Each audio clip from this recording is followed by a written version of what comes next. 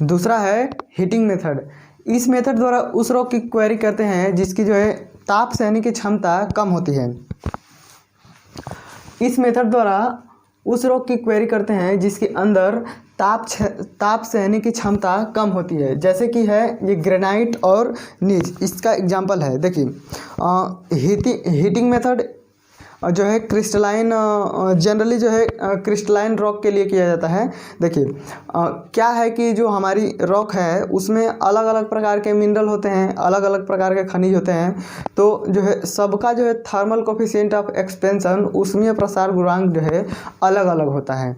तो एक तो ये हो गया, और दूसरा ये है कि हम जब उसको गर्म करते हैं तो ऊपर से गर्म करते हैं तो ऊपर वाली चट्टान क्या होती है कि वो गर्म होकर फैलने लगती है। देखिए जब हम इस मेथड का उपयोग करेंगे तो ये हमारी कोई रॉक है, तो जब हम यहाँ पे हीट करेंगे, यहाँ पे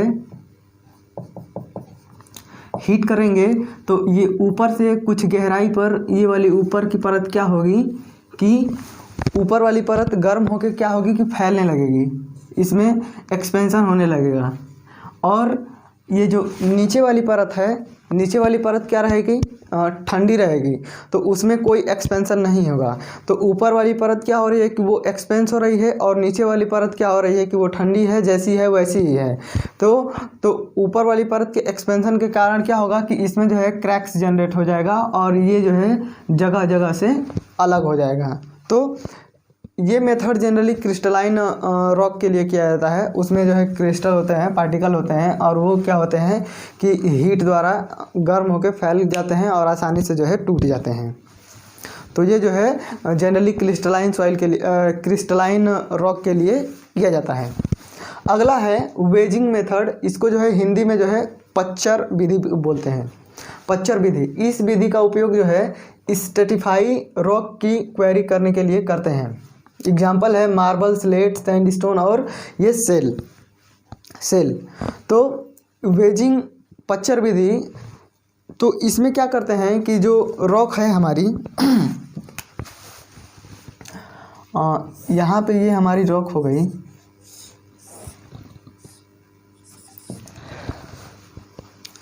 तो ये जनरली जो है परतदार रॉक के लिए करते हैं, स्तरित चट्टान के लिए करते हैं। तो इसमें क्या करते हैं कि जो थोड़ी थोड़ी दूरी पे हम क्या करते हैं कि खुदाई करके, थोड़ी थोड़ी दूरी पे गड्ढा करके, और उसमें जो है फन्नी लगा के, और उसके बाद से पच्चर लगा के, और इसके बाद से इसकी जो है क्वेरी करते हैं। देखिए इसमें जो है 15 से 20 सेंटीमीटर की दूरी पे क्या करते हैं कि छोटे छोटे जगह गड्ढे बना देते हैं हम लोग। रॉक में 15 से 20 सेंटीमीटर की दूरी पे छोटे छोटे गड्ढे बना देते हैं, और इसमें जो है एक फन्नी होती है, उस वेज, उसको इंग्लिश में वेज बोलते हैं, वो कोनिकल शेप का होता है। देखिए ऐसे ये हो गया वेज, ये कोनिकल शेप का हो गया, ये हो गया क्या, वेज। ठीक, इसको बोलेंगे फन्नी। अब क्या होता है कि जो है स्टील चादर की मोटी सी नहीं, पतली सी जो है क्या होती है कि स्टील की चादर होती है, इतनी मोटी सी ये चादर हो गई, ये ऐसी चादर होती है, और ये ऊपर से ऐसे होती है थोड़ा सा, तो इसको जो है बोलते हैं फैदर, FATHER, इसको बोलते हैं पच्चर, और ये हो गया वेज, फन्नी। तो क्या करते हैं कि इस वाले फैदर को यहाँ पे लाते हैं, यहाँ पे लगा देते हैं दोनों तरफ, ऐसे इधर और इधर, ये ऊपर से मुड़ा हुआ होता है थोड़ा सा, ऐसे लगा दिए, और बीच में क्या किए, बीच में ऐसे जो है ये जो हमारा वेज है, कोनिकल वेज, इसको लगा दिए।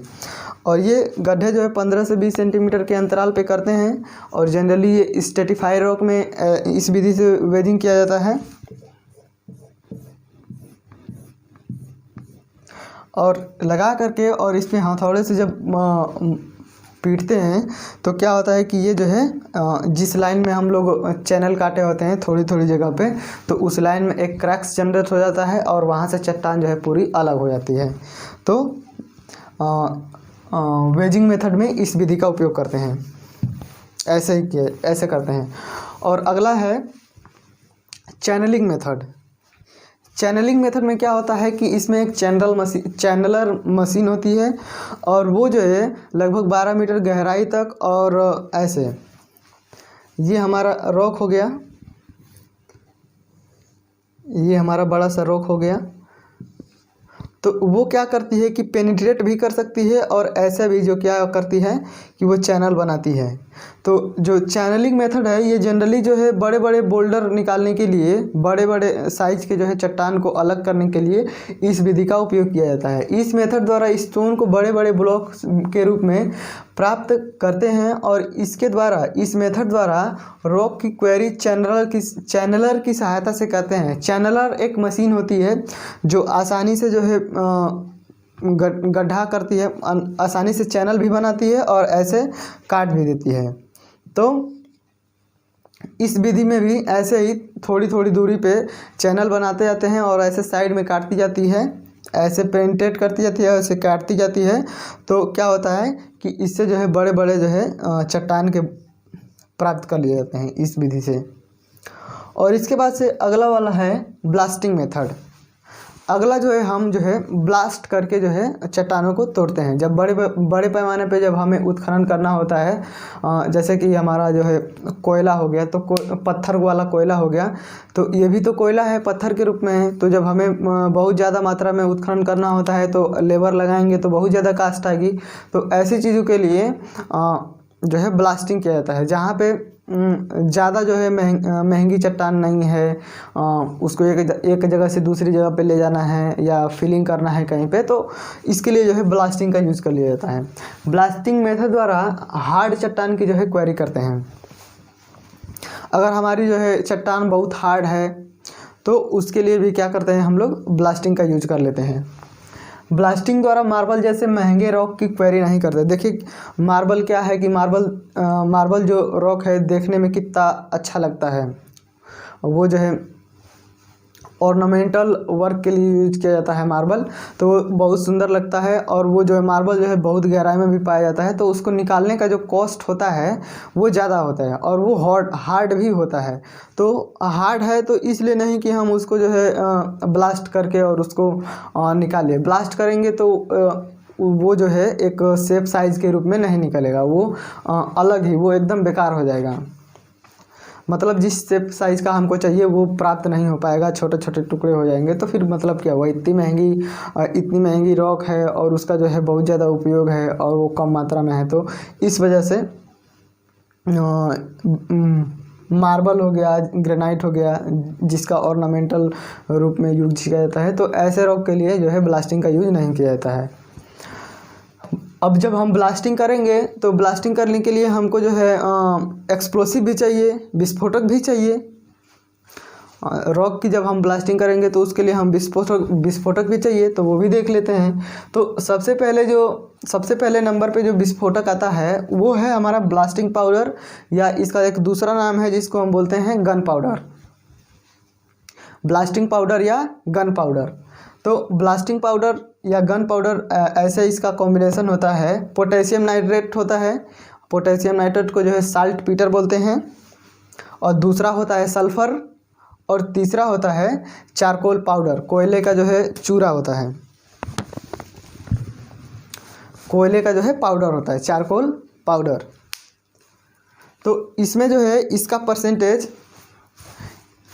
पोटेशियम नाइट्रेट का परसेंटेज 65%, सल्फ़र का जो है परसेंटेज 15% और चारकोल पाउडर का परसेंटेज जो है 20%। ये आमतौर पे जो है इसी रेशियो में 65, 15 और 20 इस रेशियो में होता है। कहीं कहीं एग्जाम में जो है ये वाला रेशियो नहीं दिया होता, तो वहाँ पे ये रेशियो दिया होता है 75, 10 और 15%। तो जहाँ पे ये 65, 15 और 20% वाला ऑप्शन न दिया हो, वहाँ पे 75, 10 और 15 वाला ऑप्शन हम लोग सही करेंगे। अच्छा, ये ब्लास्टिंग पाउडर और गन पाउडर हो गया। और इसके बाद से अगला वाला है डायनामाइट। जो डायनामाइट के जो आविष्कारक थे वो स्वीडिश के एक केमिस्ट थे, उनका नाम था अल्फ्रेड नोबल, और उन्हीं के नाम पे जो है जो नोबल पुरस्कार है दिया जाता है। तो उन्होंने ही ये क्या किया कि डायनामाइट का जो है आविष्कार किया था। और उस टाइम ये विस्फोटक बना देना 1800 के दशक में, 1900 के दशक में 1800, तो उस समय में क्या था कि जो है बहुत बड़ी बात थी। जैसे इसको जो है जब इन्होंने आविष्कार किया तो ये फार्मूला जो है सबको नहीं पता था, केवल इन्हीं को पता था। तो इन्होंने इसे जो है बेच करके बहुत सारा पैसा कमाया और सब लोग इसको अपने युद्ध के लिए जो है क्या करते थे, वो ख़रीदना चाहते थे कि मेरे पास पावर हो, मेरे पास पावर हो। जैसे अभी चल रहा है, अभी जो चल रहा है कि मेरे पास परमाणु बम, हाइड्रोजन बम की होड़ लगी हुई है। इसी तरह से उस टाइम जो है जब इन्होंने डायनामाइट बनाया था तो इसका जो है बहुत चर्चा था और इन्होंने जो है बहुत पैसा कमाया। केवल यही था इसमें, नाइट्रोग्लिसरीन और फाइन सैंड। इसके और भी कॉम्बिनेशन हो सकते हैं, लेकिन जो है मुख्य रूप से हम लोग ब्लास्टिंग जब करते हैं तो नाइट्रोग्लिसरीन और फाइन सैंड ये वाला कॉम्बिनेशन है 75% और 25%। तो ये इस रेशियो में होता है और इसको जो है ब्लास्टिंग में यूज करते हैं।